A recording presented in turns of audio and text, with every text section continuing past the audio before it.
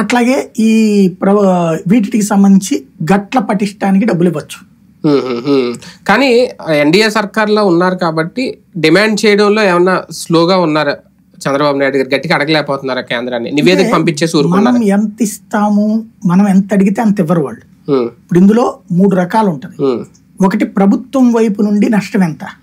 ఇందులో ప్రభుత్వ నష్టం చాలా పరిమితం.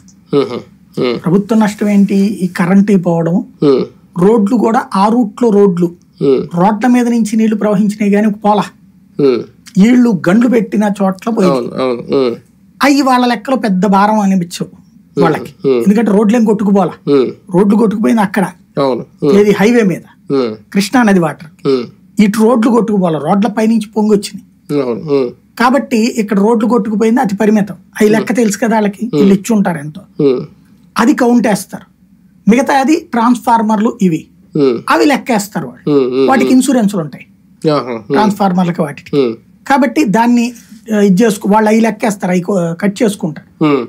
ఇక మిగతాది వ్యక్తిగత నష్టం. వ్యక్తిగత నష్టానికి వచ్చేటి కేంద్ర ప్రభుత్వం ఒక విధి విధానం ఉంది.